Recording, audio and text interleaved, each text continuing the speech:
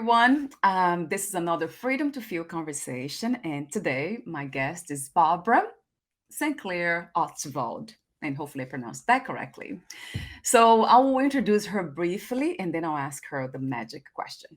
So, Barbara StClaire-Ostwald is a master executive coach, trauma sensitive coach and practitioner, health and well being cognitive behavioral coach, interculturalist, psychologist, and a keen student of neuroscience.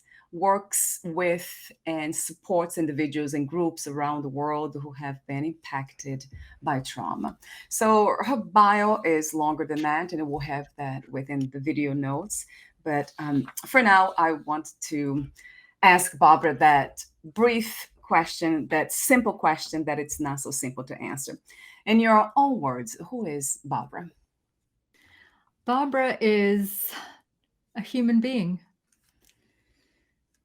Simple as that. You've just read out all the accolades, but they are meaningless in a way. I mean, they're part of my identity, but they're not really me. They're things I've done in my life to achieve what I wanted to achieve. But I'm just a human being on this planet, and who had amazing parents. And that's how I see myself. Yes, I love that. And it does sound very simple to say, I'm a human. But how complex is that? In a way, right, Barbara? Especially with the subject at hand, with what you do, which has to do with trauma. So, what inspired you to be who you are today in the sense of doing the things you do? What is the inspiration behind it? The inspiration behind it came because I had a great childhood. I had wonderful jobs. I lived in many countries as an expat. I traveled. I speak several languages. I'm Polish. I know that surname doesn't sound like it, and I don't sound it, but I'm one of what we call a child of General Anders, and that means my father fought with the Polish Free Army and ended up in London and couldn't go back to Poland. So there was a big Polish community in London. There still is, but not the same as the post-war one. Yeah. So yes. So I basically was traveling around the world, and I lived in many countries, as I said, and I ended up in Morocco. Yeah. And I met my first husband there. Yeah. And we were together for 18 years, and unfortunately he passed away. And then I was working in London, and I met Marcus, who is German, and we've been together now for 25 years, and we're married as well. Yeah. And during that time, you know, we had a pretty good life. We worked hard, and we just had lots of friends. And then I went to a barbecue, as you do in the summer. Yeah. And I ate some food and then just became extremely ill, and everyone thought it was food poisoning, but it was worse than that. I caught Campylobacter. The doctors didn't know what was happening with me, because they weren't looking for that bug when they sent me to have some blood tests. And this small microbe just attacked my autoimmune system and just sent my body into complete shock. And about 6 months later, I was still feeling ill. Nobody knew anything what was wrong with me. And so I went to see a gastroenterologist, and that lady, she basically saved my life. She sent me for all these tests, and she found out what was wrong and treated me. But I was left with, I have some calcification on the brain. The one of my arteries leading to the heart.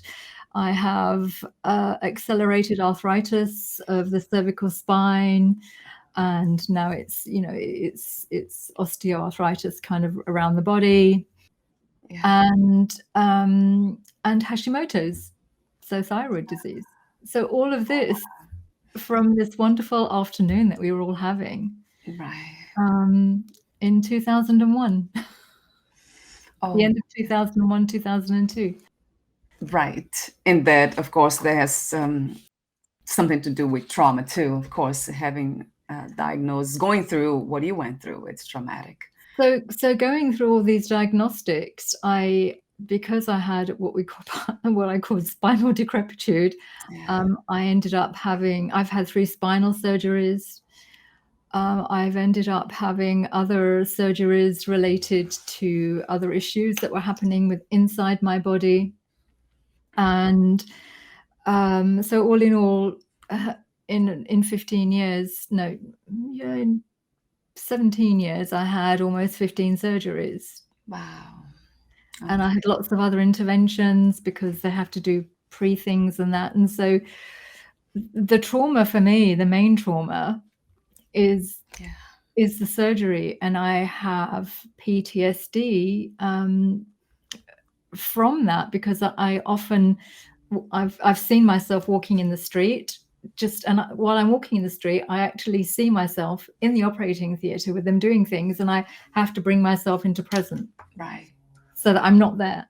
Right. So I've taught myself how to do all these things, and luckily for me, I'm almost completely out of all of this now. So so that's one part of trauma, but it's lived with me for a very long time. I mean, I've had other traumas as well, not just with my first husband dying, but also I lost a child, so my son died, and so there are other things within my in my life. My mother dying at the age of 59.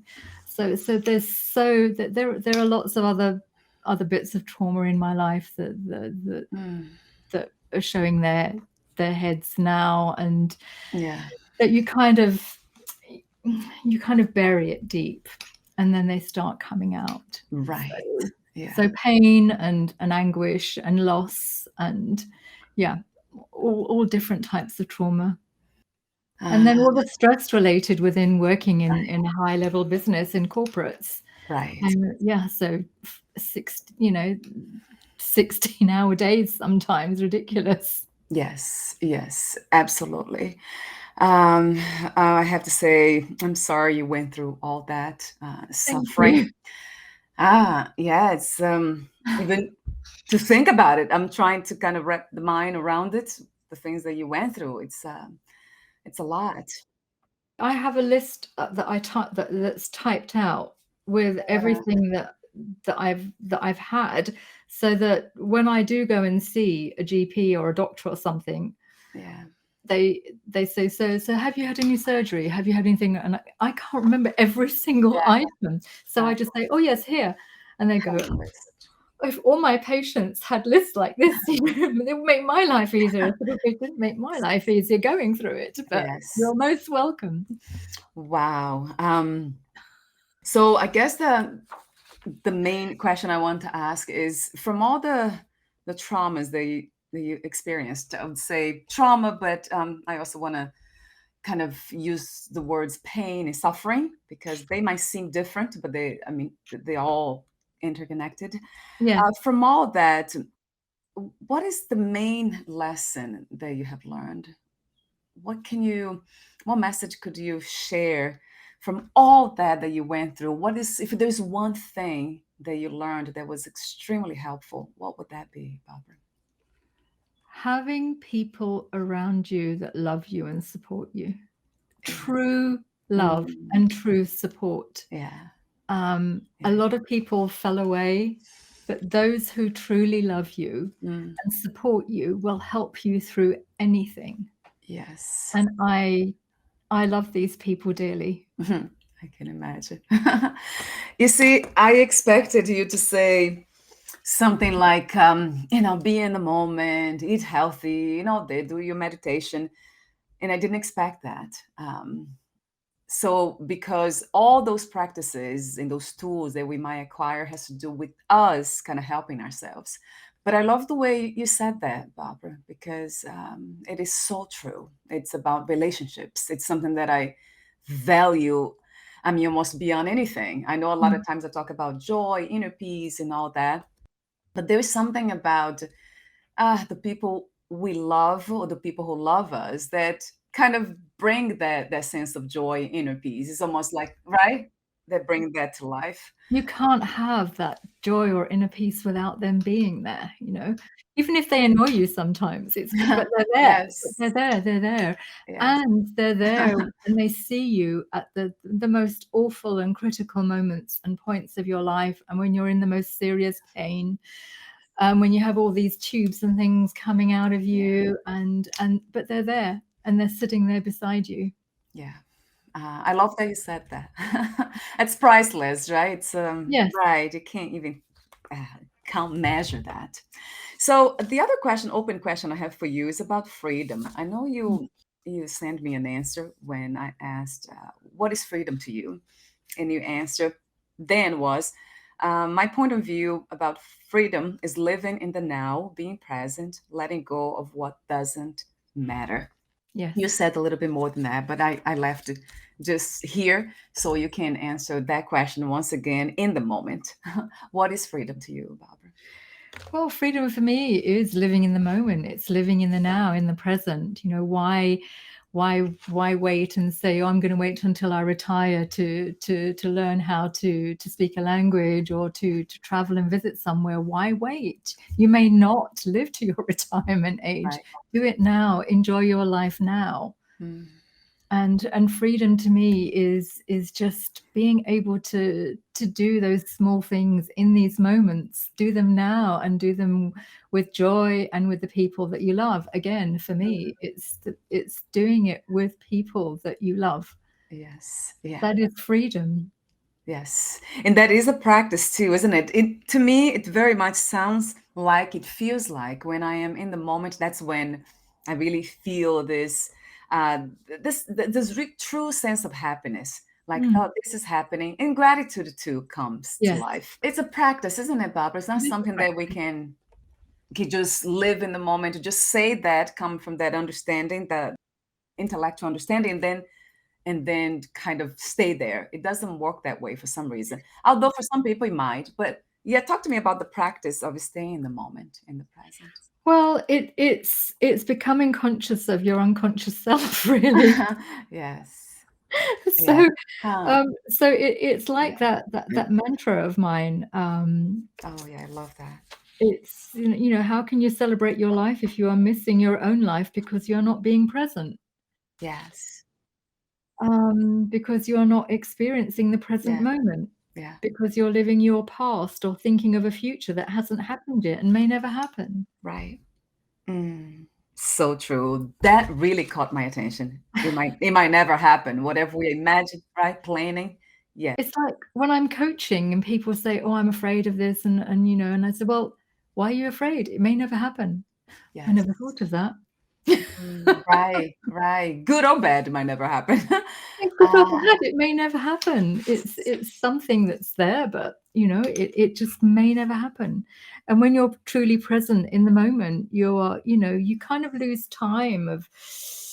track of time and space, you're just there. yes, right. And that has to do with thinking.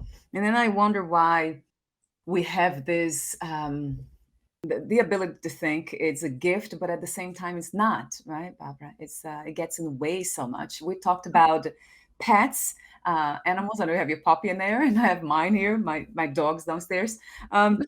I feel like so free next to him. So it's almost like a child. I Yes. start laughing, smiling for no reason. So would you say that that's the non-thinking, non-judgmental kind of state that they are in that makes us feel that way? Yeah, because all they want to do is just please you. Yeah, yeah, So they'll do anything to please you yeah. because you're looking after them, and that's Mm, what they do. It's just pleasing you. So and they are in the moment. You they say are in that, the right? moment. Yeah. Yeah, they are. I mean, I always go with my little one. We either go to the beach, or we go to the forest, because I've got the forest Oh here my God. in the Yeah. top where I live. Yes. So we go for a walk in the forest, or we pop down to the beach, which is 20 minutes away, and we walk along the beach. Yes. Yes. So I'm living such a wonderful life here, and just it's one of my anchors, just the beach, just going down there. And if I'm not there, I can visualize it in my mind. I can, I just to center me and make me just calm. Right. It's just think of the different blues of the sea when it's changing, and with the sky, and just the sand in my feet, and the smell of the sea, and the breeze. It's beautiful. Why would I want to be anywhere else? Right. Oh my God, tell me about it. So, and that kind of brings me to the topic of it's your program. It's here, live a stress-free life. So talk to me about that. And also, if this is one of the ways, like trying as much as we can, as much as we can afford to live on the beach, close to the beach, have a puppy. That's another to me stress remedies is having a puppy. So talk to me about how you did it and what is your program about. Do you also suggest people to be closer to nature, live close to nature? Yeah, I mean, the program is about helping people understand and manage their stresses. It's about helping them find, use the tool that I like to use. So I like to use the window of tolerance, because it's so easy to use, to whether they're within it, and to make it larger. So I also like to introduce them to this. So you want to be like this, but at the moment you're like this. You know, we're all stressed, and this is how our body is feeling, and we need our body to be like this. Yes, open, expanded. Open, expanded. So so that's the Hoberman sphere. Yeah. So yeah, so it's helping them understand, and talking about the autonomic nervous system, and talking about how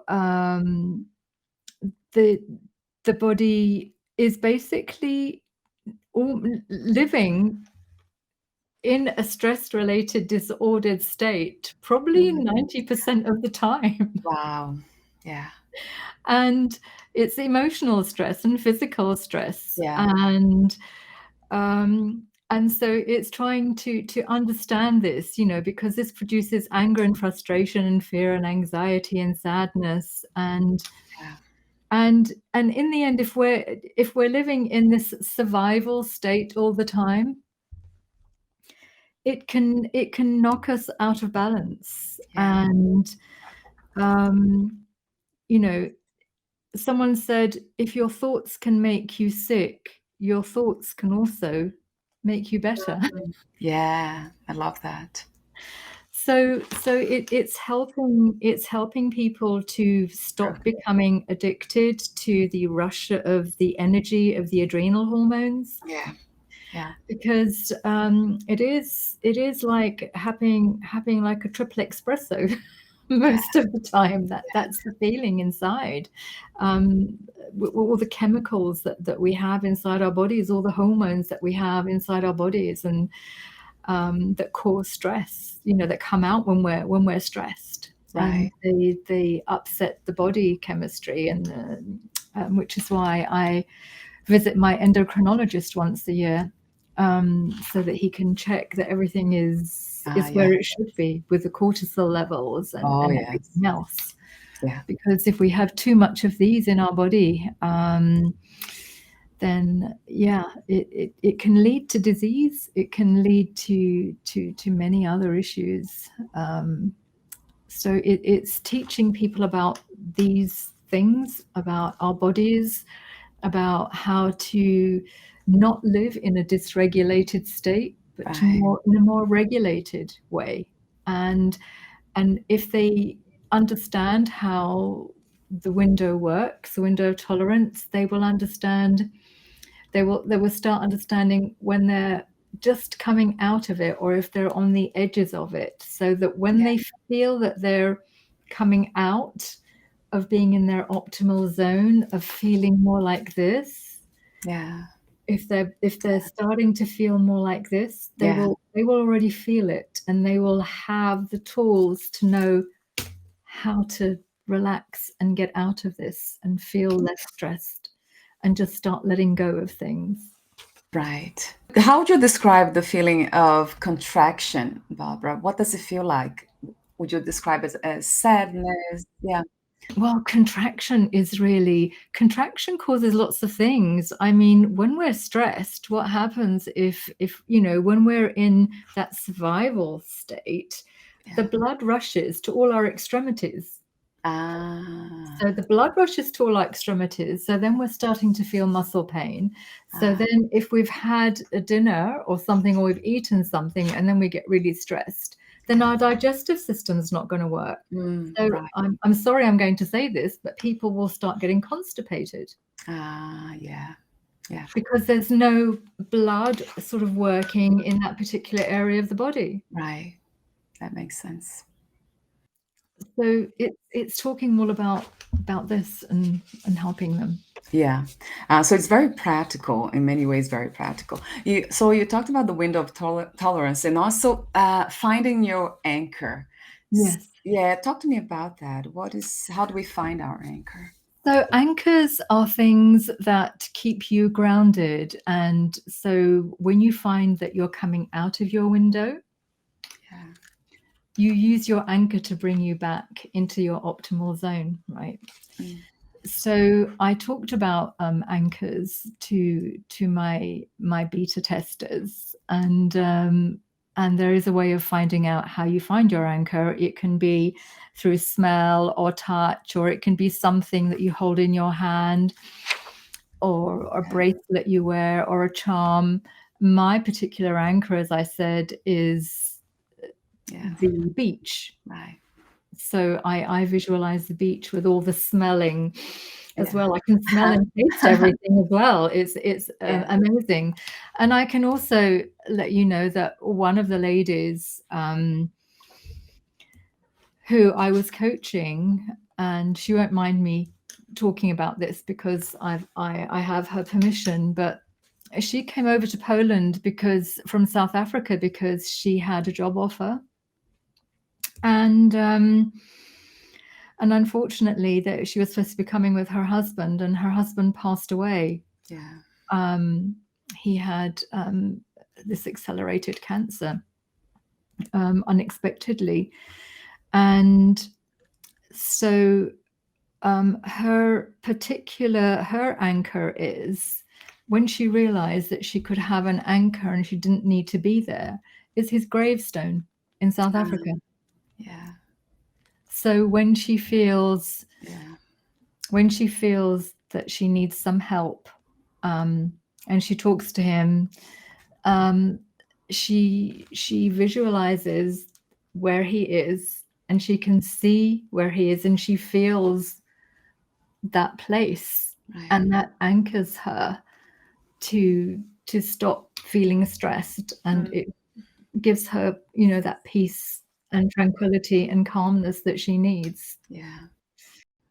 Wow. So the anchor can be anything that kind of makes us feel expanded, in a sense of opening the heart. Love is the feeling of love, it's isn't the feeling it? of love. It's the feeling of something close to you that you hold dear. And it doesn't have to be a place or a thing. It can be something that you enjoy. It can be an anchor, can even be an animal. It can be your dog. You can visualize your dog, you know. There was a man that Yeah. was living in the USA, and it was during the time where they had all the fires, and his anchor was his dog, because whenever he felt threatened or was stressed, you know, he would stroke his dog and hug his dog, and that would calm him down, because you know, when he would think of the house and what had happened there, his Yeah. dog was his anchor. Right. So it doesn't have to be one thing necessarily, or one idea that most people have. It could be No, anything to you. It's very no. unique. It's very unique to the individual, Yeah. and you know, you can try a few and then find out which is really the one that has that effect on you. Right. Yeah, you just made me think about that. What would that be for me? For me, it's spirituality. It always goes back to that. Spiritual practices and spiritual philosophies, Yeah. in particular, one that I have been in contact with for a long time now. So that kind of it grounds me immediately. It's interesting. It's not a person, it's not a thing, although I love nature, but it's more in the realm of the mind itself. Just although we don't want to medicate the mind with the mind, but it feels like it goes beyond the mind when I think about these particular spiritual practices that I engage with. They go beyond the mind. Maybe that's why I kind of they ground me. So talk to me about Dr. David Trevon. I can't pronounce his last name. David Treleaven. Treleaven, yeah. Yeah. How did you meet him? And I would love to know the influence. How did his work influenced yours? Well, I heard about him, and I met him during the COVID time when we had Coaches Rising. So he was one of the speakers, and he was talking about trauma-sensitive coaching and mindfulness, and that is where I first met him online. And then when I made the decision to stop doing the type of coaching I had been doing for quite a while, I went straight there, and just behind me, these two are the certificates and the diplomas, actually, from his mindfulness courses, for the practitioner course. So I did those. So he's very well known in the world. He's Canadian, and he's very well known in the world of trauma sensitive mindfulness. And he's actually working at the moment with a lot of the coaches in the Ukraine to help them with all the trauma that's happening there. Yes. Wow, that's another conversation in itself, right? It is. It is. War and all that. Let's see. I have another point here about you also offer coaching packages. So I would love to know more about them. You mentioned that you offer them to those who do not wish to attend the program, but would like to be coached exclusively with you. Yes. So are they available on your website? They can be accessible there. It's or Barbara StC.com, or there's another place. They can email me, and we can arrange sessions. I'm just about to make some new changes to the website and sort of add some different buttons to them, because this was a test run with the website as well. So it's going to be hopefully much easier to navigate, and all the pages will be up there, etc., within the next few weeks. So that would be great. Okay, so all the information can be found there. It's barbarastc.com. I'll have the link on the video profile too, Barbara, so it's easy to access. Yes. Yeah. So we're almost at the end, but before we end, I have the ending questions. Is there anything else you'd like to share? Yes, I'm going to be part of a book. I'll be writing a chapter in a book, which will be probably out in the next couple of months. And although it is to do more about it's more about corporate life, my chapter will be about about managers basically making sure that they are aware of their staff and wellness, and looking out for their staff members who are stressed or overworked or going into burnout. So I'll be writing a chapter sort of. Oh, I love that idea. In that area. So I will I'll send you a quick little, when it's all done and Please. published and everything else, along Yes. with a couple of other coaches that will be adding some of their own thoughts as well in the book. So I'm really excited about this. That sounds wonderful. Yeah. Do you know the title of the book or the working title? There's no title yet, and we're just getting all the coaches together now. And yes, so I had my first meeting yesterday, so I'm quite. I wanted to write a book, but I don't. And I know my mentor does have. He keeps telling me to write something, but I'm not quite ready to write an entire book on my own. But I'd love to do a chapter. That sounds wonderful. A beautiful opportunity, especially to explore the topic of burnout, and that's a very important one.